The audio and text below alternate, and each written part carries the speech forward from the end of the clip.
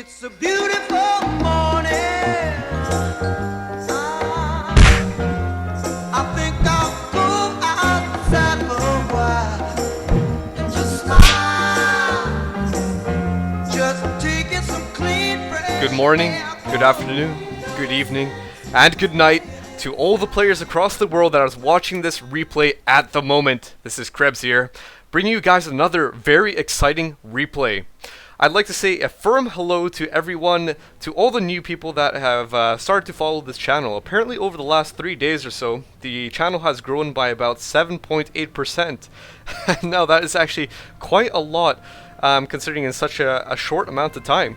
So welcome to all the new people, and welcome to all the more veteran people to the channel. Now then, this is going to be something totally different than what we usually like to watch on this channel. There has been a lot of Longora and Angleville games recently, and so let's do something totally different. This is going to be a 2v2 on Duclair. So we have two PE players, Mr. IronRoman and his teammate Ambivalence, versus their two opponents, one Brit, Neubine, and the American NTD. So I'm sure you guys totally know who NTD is. He is a very important figure on the Game Replays forum, and nonetheless a very, very good player as well. So there's a lot of expectations from this game. I had a quick look over it, and nonetheless it is going to be very exciting. I hope you guys enjoy this. Now then, let's get on to the game and see where all the action is going about. So what is this? On the screen we have two Ket and Krads. So two Ket and Krads from Mr. IronRoman. And let's see, just a bit of the teammates talking to each other, and that is absolutely fine. Bit of capping going away on the southern side. We do have Shimwagon out by Ambivalence, and a Bren carrier out from Neubine, the Brits. Now, if you just switch on over to Ambivalence, I do believe he has 3 Shimwagons out. Now, that is very, very different for a PE player. We don't usually see that many Shimwagons, usually 2 at most. But considering if we just switch on over to tactical map very quickly, if you guys see, this is Duclair, and there are a lot of points on the map. So by having all those Ket and Krads and Shimwagons out, it's obviously very, very good at capping away all those points. And if you keep them alive, they will help a lot over in the long run. So now then, we do have a bit of infantry sections from the Brits and engineers just capping away. We have a Bren carrier out as well, and a second Bren carrier as well. So this is very strange in terms of build orders for the Brits. We don't usually see that many Bren carriers, not 2 anyway. Usually it's a Bren carrier and a lieutenant, but 2 Bren carriers, wow, fair enough. I definitely like strategies like this where it's not set in stone, you do not go by the norm, and you like to do something different. Now 2 Bren carriers are going to be very, very good in the beginning. They have a lot of anti-infantry capabilities, especially when upgraded with their more powerful gun. But then again, later in the game they will become a lot more limited in that respect. But anyway, so we got a bit more capping going on from the Americans, just trying to cap away this little fuel point, but me being met by a Panzer Grenadier squad. Now they're obviously going to decap that and retreat to a nearby hay bale and continue the fight. Now 2 Bren carriers closing in on the Panzer Grenadiers. This little Panzer Grenadier squad is obviously not going to be able to do anything against such an overwhelming force, and so they are retreating to fight another day. We do have a bit more capping going on the northern side of Duclair. Shimwagon capping away, taking a bit of damage from the infantry section over here. And this is something to really, really note on when you're playing as the PE. When your Shimwagons and Ket and Krads take damage so early on, you're put in a very vulnerable position, because you got to get them repaired, and if they are damaged, then they are going to be taken out very easily. And as you guys can see, a Ket and Krad just trying to close in on this ammunition point over here, but not moving. He is being very damaged. Is he going to realize? Is IronRoman going to realize it? And it doesn't look like he's going to move it out at all. And bam! We do have the Ket and Krad being taken out so early into the game. That is a big loss for the Panzer Elite. Being able to lose something so valuable in terms of capping so early in the game really sets you back. So he's definitely going to need to get another Ket and Krad. But then again, there are multiple Shimwagons on the field, and this one is taking some damage from the Bren carrier. With a damaged engine, will it be chased down? I'm not exactly sure. The Bren carrier is itself a bit damaged from the confrontations just slightly earlier over here. So 2 Panzer Grenadier squads with their Gewehr 43 on them, just trying to close in on the Bren carriers. And as you guys can see, these Bren carriers with their unupgraded guns are really not doing that much. If you're going to try and shred infantry apart, you really need to get them upgraded. It's not that expensive, but I suppose if 2 Bren carriers are out, maybe they could make up for not having that one upgraded sort of gun. So this is what I like about the having combination of Brits and Americans. By being out so early, the Brits can't obviously repair their Bren carrier unless they activate self-repair. They do not have Sapper so early. By having your American teammate, you can get the engineers to repair them up, and so working like a team, I like seeing stuff like that. So a bit of holding off at this hay bale at the moment, turning around quickly for the Bren carrier, focusing on it because it is so badly damaged. And here we go, it is finally upgraded. So this thing is really going to start shredding the infantry. We do have engineers trying to repair them, and a flanking infantry squad with a lieutenant at last, and some riflemen just totally flanking the heck out of these Panzer Grenadiers and having to retreat. Now the lieutenant is out, so we will see a field support truck being able to be produced. And let's see what is happening else on the field. If we switch on over to the tactical map, it's just pretty much solidly down halfway. The Americans and the Brits, the Allies, have pretty good control of the south and center positions, whilst the PE are trying to keep the northern positions. If we just go on over to see what's happening in the bases, we do have the Kampfgruppe company from the PE just using as a leapfrog sort of thing, jumping straight to the Panzerjäger command. We also have the Panzer Support Command coming out from IronRoman, and he is also getting a scout car. Interesting little choice by IronRoman. Maybe he might upgrade it for in order to observation post a strategic point, or maybe I'm not exactly sure. We'll have to see what comes out of that.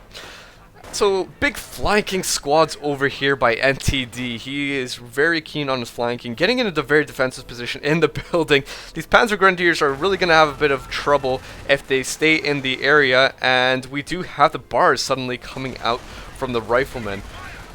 So a investment into infantry by NTD. Now two scout cars.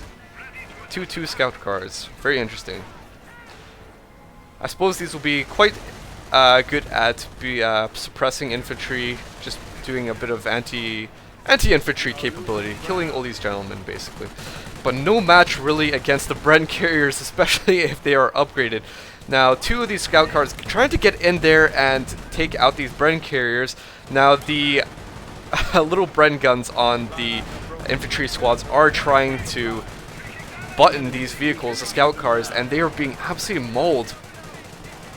IronRoman is not even bothering to move them out of the way. He knows that he's going to lose them, but no matter, he's just keeping them there anyway. And this one Bren carrier is so close to being taken out, it won't even activate self-repair, it seems like. And yes, it is out of control and crashing right into a little guy without even injuring the guy. Very interesting. So we do have an armored car out from Ambivalence, doing a little bit of shots on the on NTD. He has his little ability activated, overdrive, so that he can be a bit more speedy. Interesting stuff indeed. Okay, so here we have neubine just putting down his headquarters command truck in a very defensive position. I like seeing something like this. He's obviously going to be a bit frontal by setting up such a battlefront defensive line. He also has a casualty clearing center coming out kind of a bit too forward in my opinion. If I was the Brits, I would keep this back a little bit, considering it's a building that can take damage very easily even from infantry guns. It might be something that you want to keep a bit back. But anyway, keeping on with the replay, there are 3 Gewehr 43 squads just doing some damage on these infantry sections, just trying to do something. But the infantry sections retreating or falling back to their base no matter. The medics are picking up some guys. Now surprisingly, the Panzer Grenadiers are doing a very good job. They have activated a Veteran C1 on offensive ability on one of their Panzer Grenadiers, doing a very good job against all these Brits, these infantry squads. So the armored car doing a lot of damage. Another armored car as well. And these armored cars are so devastating, and this is what I mean by having a casualty clearing center 2 frontal. Taking a lot of damage and nonetheless destroyed. Okay, so now even the headquarters command truck is taking damage. A lot of damage as well. Now it just set itself up and relocating itself down again. I guess that must have been because he sees all these incoming squads of men. And oh my gosh, lots of casualties. As you guys can see, the riflemen are just falling on the ground like flies against these armored cars.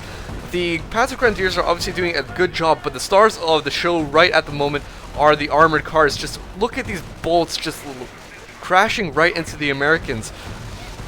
As we can see, all these riflemen rolling around, wounded, dead, on the ground. So what looked like was meant to be a sort of reinforcements counter-attack with the Americans was totally demolished, and the Panzer Grenadiers are holding their place in the center, continuing to damage the headquarters command truck, which obviously can't move after setting itself up yet again. There is a cooldown timer on that. And interesting enough, the field support truck has set itself up over here on the fuel point, despite how there's so much action going on. So the Allies are pushed right back to their base. We have a whole bunch of a big swarm, 4 squads of riflemen by NTD trying to come back into the fight. Quickly over at the base, there's just some recapping going on, nothing much over here. Reinforcing, should I say. And here we go, the main squad, main swarm of riflemen just closing in. But then again, this is sort of a futile thing to rush in on these armored cars. 2 armored cars are going to be so devastating. And oh my gosh, here we go, the Panzer IV infantry support tank. So whilst we were minding the action on the field, the Panzer IV was coming out from IronRoman, and a very good investment, as you guys can see, taking out a bundle of 5 riflemen in one single shot. A very good choice by IronRoman, who is obviously recognizing that the Americans and the Brits are on the fallback. They do not have any tanks out at the moment, and since there's such a heavy investment in infantry, it'd be such a good, wise decision to go for the Panzer IV, and nonetheless, as you guys saw, forcing the riflemen to retreat yet again. Very big losses for NTD at the moment. So one armored car was actually, or a scout car it looks like. Was it a scout car or maybe an armored car? I believe maybe it was an armored car. It was taken out there. Little telemine on the ground. Sort of cool stuff. And the, as you guys can see, the armored cars being very, very speedy. Oh my gosh, I've never seen such speedy cars before. Just getting right out of there, probably to get repaired. A little Stuart coming out from the field support truck. Kind of an iffy thing at the moment because the Panzer IV is obviously going to do a lot of damage against that. The little Stuart, what is it going to be able to do against the Panzer IV? I'm not exactly sure. So now the field support truck is being aggressed by the little Panzer Shrek squad and the big Panzer IV. A bit of capping going away on the southern side, and what seemed to be a lot of action on the center. It just seems like a whole bunch of falling back and retreating from the Americans and the Brits at the moment. And the field support truck is taken out. So the Brits, everything pretty much taken out. Do they even have anything on the field? They have a badly damaged Brit carrier that they had from their initial confrontations. And all they have is a headquarters command truck. So the Brits are literally starting from square one again, except that they have the captain and a lieutenant out, but I believe the lieutenant might have been killed. And here we go, we have some infantry sections from Neubine, just moving in to see what is left of all of this destruction. Just a bit of recapping, really. And a little Vickers, a Vickers over here, providing a sort of defensive positioning to prevent any squads from capping away at the points over here. So a very good use of that Vickers. It's obviously preventing the infantry, the Panzer Grenadiers, from moving in.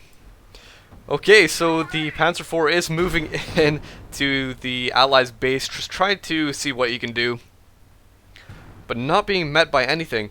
And so doctrinal-wise, if we switch on over to NTD, he has gone for his airborne, thus hence the AT gun with the little paratroopers attached to them.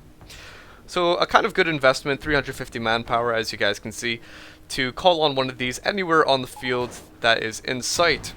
And these are going to be very useful, especially against all these tanks that the PE have at the moment, especially the Panzer IV, the armored cars.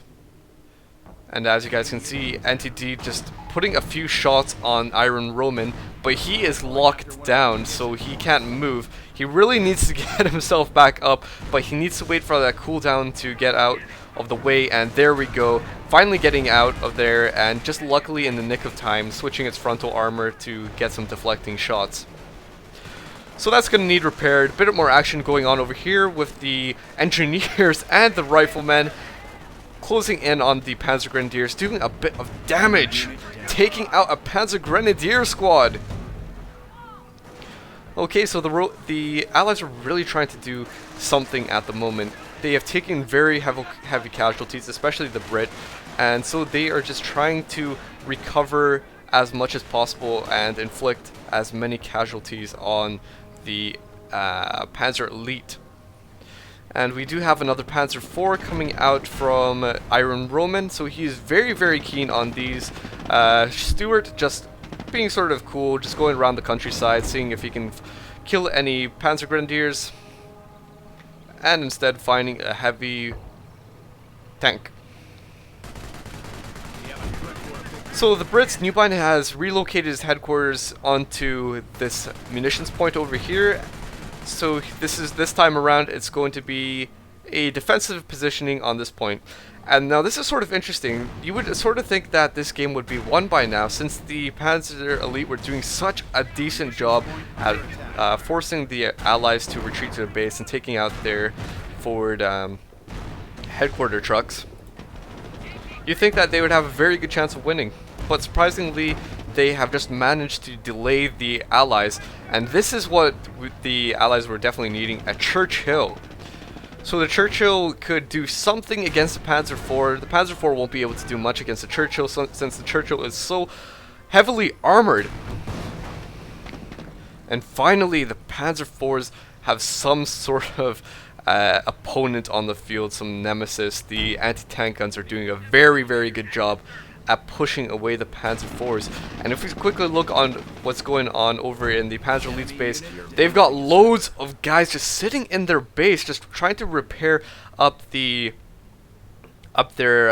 army, all their vehicles. And this is the very unfortunate thing about the Panzer Elite, just that they have such a slow repair rate. And when you have a lot of vehicles on the field, it really delays you from doing any action. As you guys can see, the tactical map is turning a lot blue now, so a lot in the favor of the Americans and the Brits. So the Panzer Elite, even though they've done a lot of damage just a few minutes earlier, they obviously had to repair those vehicles, and that delayed them. So now the Panzer Elite are definitely going to have to try to get themselves back up on their feet and cap away. Okay, so the Churchill just going about the countryside, just seeing what he can do. Panzer IV doing a little bit of damage on the Stuart. And the Stuart is actually quite a funny tank. I mean, the Stuart's very good against infantry. But then again, against being an anti-tank sort of thing is not good whatsoever. So Veteran C2 out on the Panzer IV, so yeah, IronRoman definitely wants to keep these vehicles alive, and a very wise choice at that. He does not want to lose them. And lots of action on the field. So we have the armored command truck from neubine. I believe he must have skipped the field support truck because he does have a few sappers out already, and that's absolutely fine. He did get a captain, so he has the armored command truck, and now he can focus on getting some tanks.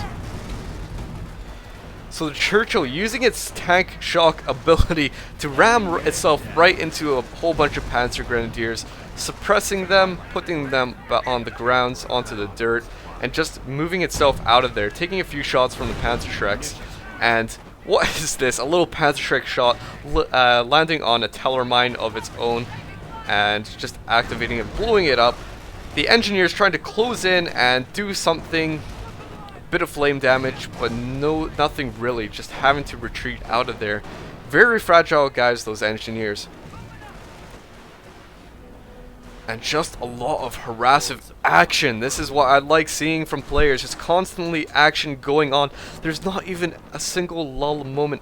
There's always something going on across the field, always units moving about, always some sort of action, always some sort of repair, some recuperation, and M18 coming out. So there's even teching up going on. 2 Churchills, this is a heavy investment from the Brits, and this is what I actually like seeing in the Brit strategies recently. There seems to be a very keen sort of thing going on with the Brits, that a lot of them are actually going for Churchills nowadays.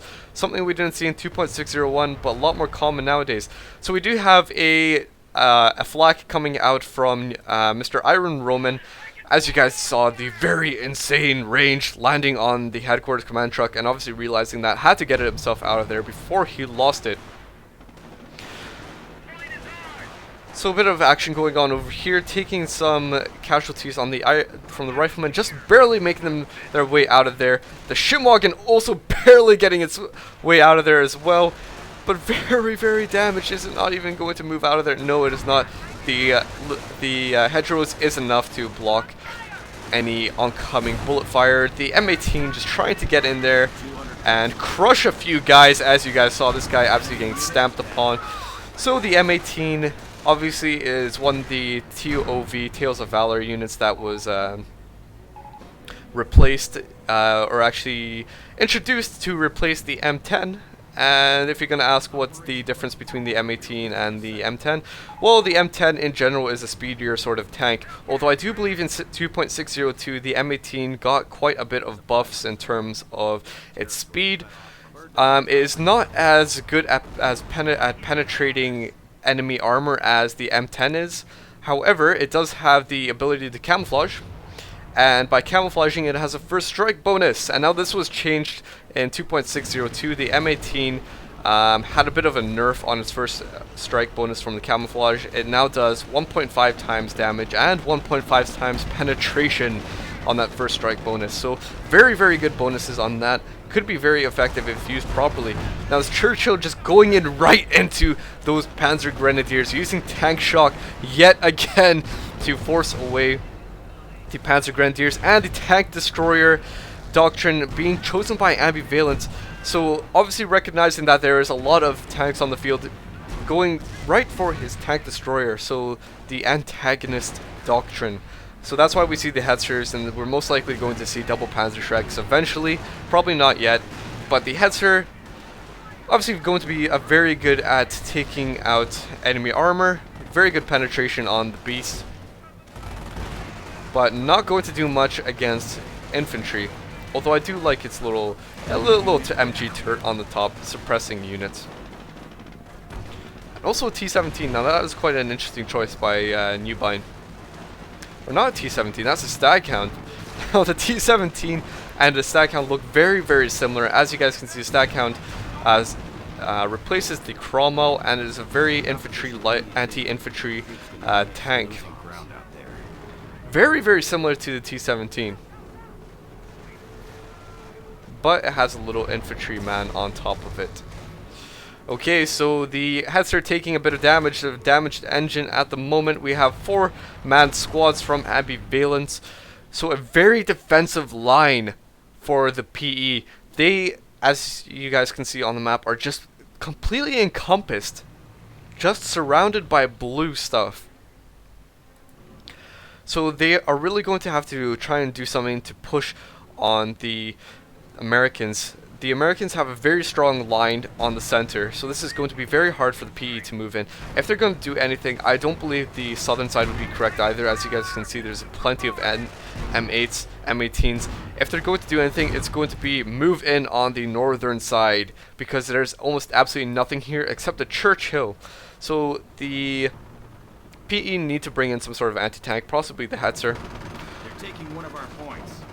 But all in all, I think that the center would be quite okay to leave by itself for the PE. If they moved in their armor into the northern side, they have a flak, and that would do plenty of damage against enemy armor. Losing ground out there. So a bit of confrontations on the southern side. a bit of confrontations and a big movement of men heading towards the north. So obviously recognizing that their northern side is not defended, they're bringing in a mass amount of forces here. So 2 Staghounds, a Churchill, just a lot of armor on the field at the moment. Lots and lots of armor. Losing contact with one of our The riflemen just chasing away the PE. The PE are so desperate to just do something. Whilst all that action was happening on the northern and center side, there was a few remaining Panzer Grenadier squads on the south that did manage to cap away at some of the Americans' points. And so now that's why we see a sort of half-half split across Duclair. But the M18s just staying together, the Staghounds running around in a troop, and also a Marder 3 tank hunter, so totally an anti-tank. So I do like seeing these counters coming out from both teams. A counter for everything. They just have such a diversity in all their units. They've got riflemen, they've got their anti-tank guns, they've got Martyrs, they've got Panzer Force, Luftwaffe squads from IronRoman. So repairing this Panzer IV as fast as possible. And this is what I love seeing, just this absolute diversity in units. Just this big swarm of guys moving in to try and do something. And what is this? We see the 25-pounder gun howitzer from the Brits just shooting away right up into the air, landing almost on top of the Luftwaffe squads. They just barely got away from that one and having to retreat to reinforce. The tanks taking a little bit of damage. The Panzer Grenadiers moving in, so they are the sort of meat shields, just moving in, sacrificing themselves, taking whatever fire possible. Managing to take out a Stag. A Staghound is moving away from that because he is not going to do anything against the double-shreked tank buster squads. That is from Ambivalence with his tank doctrine. And what is this? We do see a strafing run coming down, that little plane just zooming right by.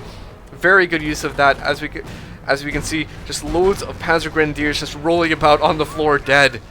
So the strafing run did get a lot of changes in 2.602. It is not as effective against single squads, but against multiple squads it is very effective, and hence that is why we see lots of Panzer Grenadiers just rolling on the floor, on the ground. And a Churchill MKIV, very badly damaged from that Hetzer. What is it doing? It's just retreating. Bit of repairing from the sappers. They are repaired. They have the wrench on them, so they have the advanced repair capabilities. Some Rangers coming down. Rangers will be, or paratroopers should I say, paratroopers will be very good with their recoilless rifles to destroy any of this armor on the field. Also, just recapping this anti-tank gun. The anti-tank gun is going to be very important as well. So a big movement of men, a big battalion coming down along the southern side of Duclair. What can they do? They do not have much opposition. The PE are just trying to recuperate what they have, but just a bit of dull moments. And I do like seeing this sort of stuff going on. Vickers emplacement right over here. A very interesting emplacement as well. It can cover this entire area. It's also facing towards the hedges, just in case if the hedges were blowing, it'd still cover them. So very good. Ambivalence is saying that you can get Panthers soon, so the Panther Battle Group, 1,000 manpower, that will be coming out most likely very soon. So IronRoman is taking a bit of shots. The howitzer has been targeting the ground yet again. And the PE are just totally masked up all over. Okay, so we do have a little bit of shots going on. The PE just moving right in there. Double veterancy on offensive ability, so this is going to be very, very good, especially for the Panzer Grenadiers. They have that capability of increased accuracy with those bonuses, and oh my gosh, this was such a big loss for the Panzer Grenadiers. They were just asking to be strafed there, and also with that Churchill AVRE taking some shots. And this is what I like seeing, a whole bunch of action. The M18s taking a whole bunch of shots. Oh my god, 2 M18s going down. So big losses for the Panzer Grenadiers, big losses for all these M18s, and oh my gosh, the entire 3 M18 battalion taken out. There's nothing left of those M18 tanks. And we have the Panthers moving in for a counter-attack. The little anti-tank gun is not moving around. Very surprising. But finally it is moving around, so 2 Panthers. This one is badly damaged, down to half health already. But the anti-tank gun is just about to be taken out. Can it take one more shot? Yes, it can on the Panther. Panther very badly damaged. We'll be able to get out of there before another shot goes off. Yes! The anti-tank gun was destroyed by what looked like the howitzer, possibly. So friendly fire.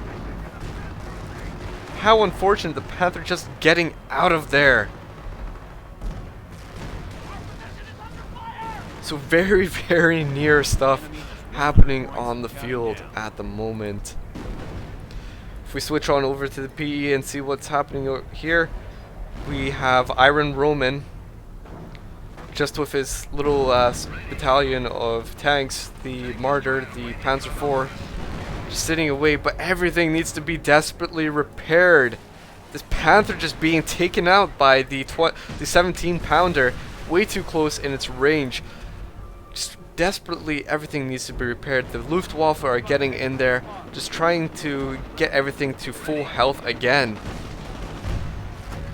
But everything is right down to little health, and these AVREs are so effective at taking out infantry, especially blobbed up ones. They just absolutely massacred this Panzer Grenadier squad over here. And the Panzer Grenadiers just tried to crawl their way around the Vickers, just trying to take it out, and they did take it out. And the infantry squad with their rifle grenades just lobbing themselves over, taking out quite a bit of damage on the Panzer Grenadiers and just getting out of there. More action. This is where all the main action is happening, right on the center of the map. Loads of destruction, loads of craters, loads of killing, and a flak being put very close on the line by IronRoman. He has 2 flaks now, so it seems like he's moving them up one by one, and is facing right up into the sky, straight at the screen, right at you guys. That was, my friends, a bombing run, as you guys saw all those little bombs coming down and blasting away, taking one guy out on the flak, badly damaging it, but not finishing it off entirely. Veteran C3 on the Panzer IV. The paratroopers are very keen on taking it out by throwing a satchel charge. They didn't destroy it, but they managed to take out the squad that was on it, so it was absolutely unmanned. And this flak will not be able to be used. So that is a very interesting choice by the Panzer Elites to move up their flak so close to the battlefield. That was very bold and very risky. Not something that they should have done, because it was taken out. So the Churchill's just moving about trying to take out this Panzer Grenadier squad, but instead badly damaged engine on the Churchill, one of them anyway. One more shot will easily take it out, and there you go, out of control, and that is gone. Bye Churchill. More confrontations in the center. The squad's taking up cover against the wrecks of the tanks in the craters.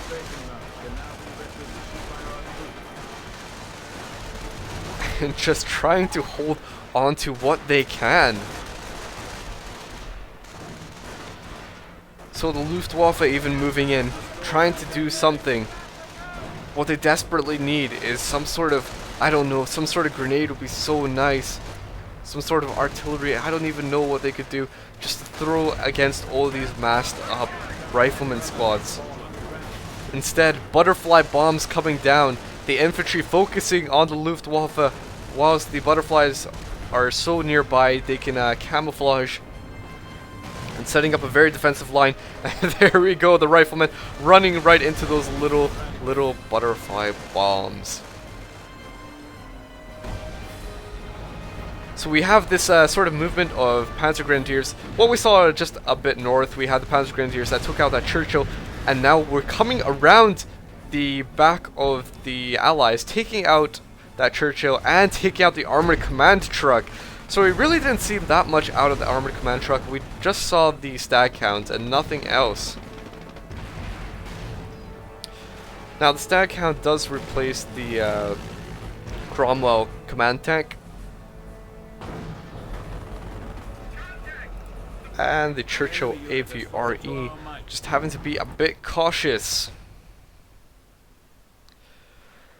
But everything is just setting up for a sort of defensive at the moment. So the IronRoman has his Fallschirmjägers, who are obviously very, very powerful with their guns. I do like these sort of clicky things that come out of them. Very, very good units. They can camouflage when they are in cover, and absolutely shredding these paratroopers. But no matter, huge losses for the Panzer Grenadiers by the 25-pound howitzer. The Panzer are having a very difficult time in recognizing that they should separate their Panzer Grenadier squads, because they are losing a lot of guys from them, from just keeping them together. And points-wise, 47 points for the Panzer League, 367 for the Allies. So the Panzer League are really being pushed back on the victory points. Lots of firing going on. The Panthers is trying to move in and do something. This seems like they're just seeing who can do the first casualties on each other. Despite being taken out by the 17-pounder, they're still firing away, even though they're taking a lot of damage. They're just trying to see what they can do, what amount of casualties they can do on their opponent. But this Panther is going to have a very hard time at taking out the 17-pounder if these Fallschirmjägers don't try and intervene and join in. This Panzer Panther is going to definitely die, and yes, it does. Very unfortunate loss for the Panzer Elite. I'm not exactly sure what the reason behind that was. Maybe they had some sort of pop cap, but I doubt that indeed. Very unfortunate losses for the Panzer Elite. You could have kept those Panthers alive there. So these players using absolutely all the skill they can. That 17-pounder was actually captured by IronRoman, and that's why we saw the Churchill AVRE use its little shell to take it out.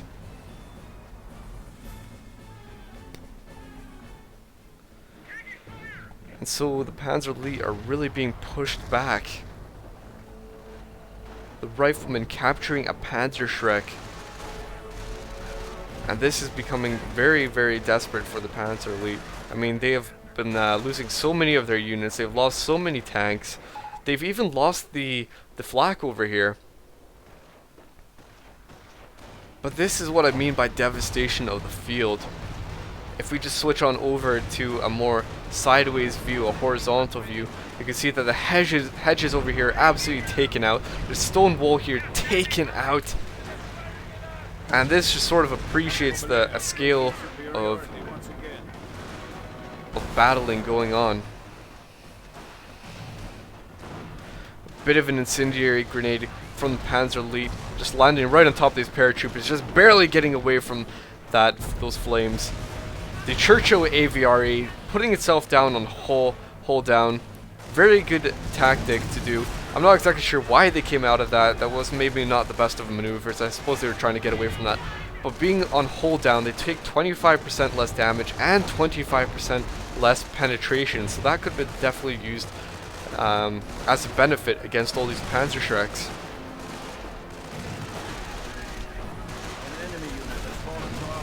But really, the PE just trying to maintain whatever points they can left. 36 points. Really down on the points.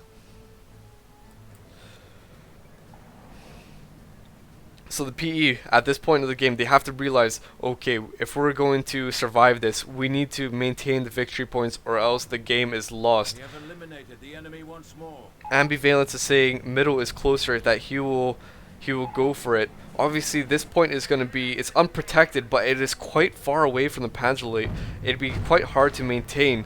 So that is why they're going for the Southern and the center VP, and the Jagdpanther out from Ambivalence. This is just perfect. This is absolutely perfect against all these Churchills. Churchill Crocodile obviously not going to do anything against the Jagdpanther. Absolutely being decimated. Jagdpanther is an absolute brilliant anti-tank tank, and it also has a load of armor, especially its frontal armor, very hard to penetrate. So everything is moving in forward. The Allies are just trying to keep what they have, losing one of their anti-tank gun squads, bringing in another one. The Churchill unaware of what it should even do, and it's the nozzle moving up, and there we go, landing on the Fallschirmjägers, but not really killing that much of them. I'm not sure why they all moved. I'm guessing it must have been a sort of instant reaction by seeing that that shell come out of the AVRE. So the Panther being very cautious, moving itself back. The Jagdpanther desperately needing repaired. And the Panzerleute is trying to cap away at what they can. Even the Kettenkrad being taken out. Oh jeez.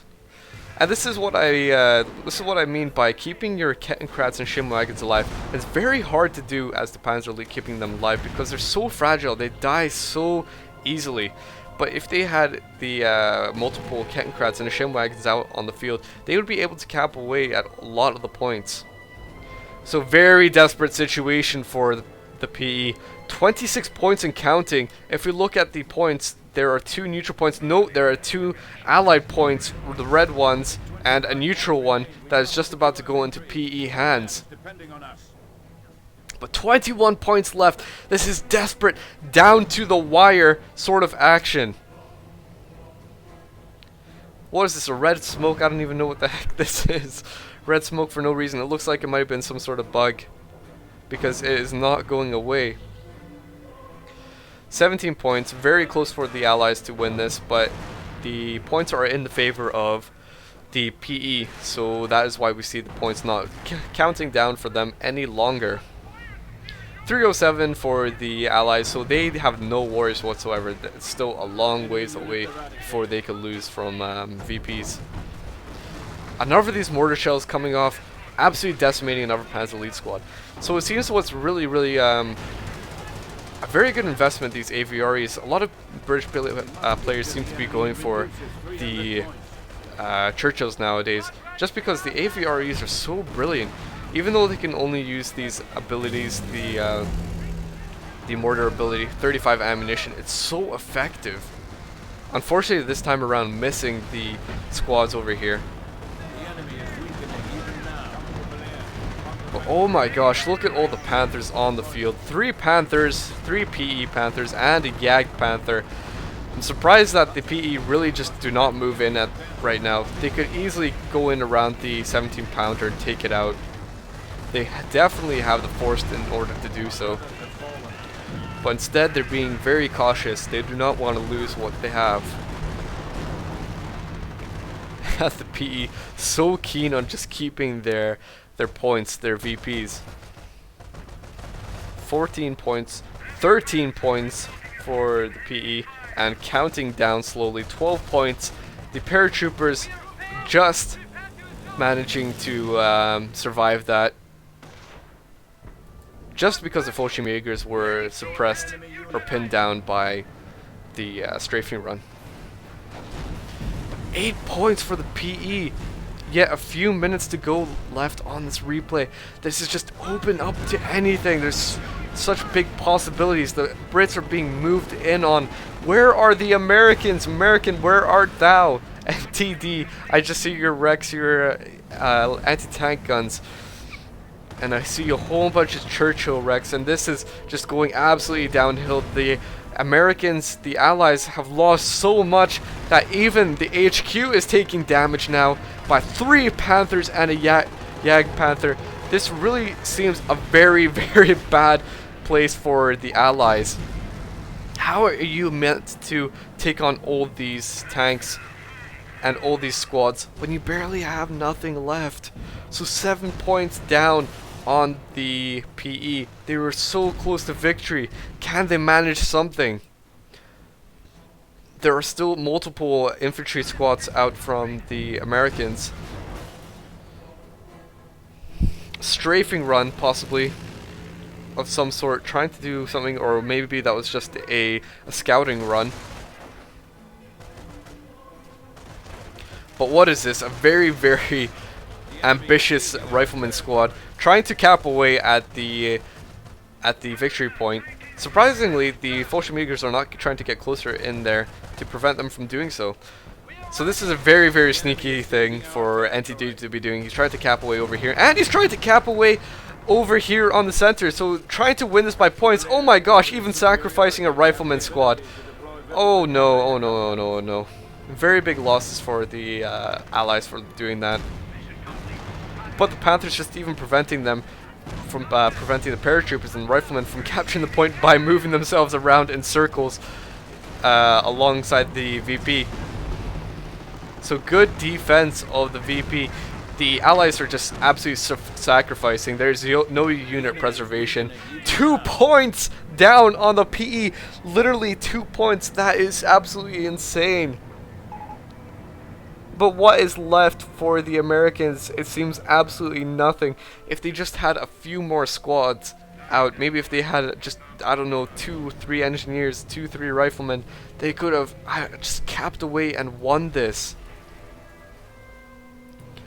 But instead, seems like nothing. NTD is heavily pushed back. He has an airborne squad just coming out trying to do something. Another airborne squad over here trying to cap away, but instead being met by the verbal wind and absolutely decimated. We have a good game coming out from NTD. He has dropped, and we have an AI taking over for him. Good game from IronRoman and Ambivalence. And that is the playback over. So that was 46 minutes long. A very sort of short, not exactly short, maybe a medium and sweet game though. Very interesting tactics by the Brits for going for the Churchills. It seems like Churchills are definitely getting a lot more popular nowadays. And very good strategies by both of the PE players. So we don't usually see two PE players playing together. But they did go for the 2 Kettenkrads in the beginning and the 3 Schimwagons. I wish they would have survived a bit longer, because in the long run they would have helped a lot. So maybe work on the micro a bit more. But then again, if we're talking about in the grand scheme of things in comparison, the micro in this game was very, very, very good. Considering there's so much going on the field. So well done to both players. Kudos to IronRoman for posting this on the Game Replays forum. So anyway, this is Krebs Coho. Hope you guys all enjoyed this replay, and I will catch you guys later. Bye bye.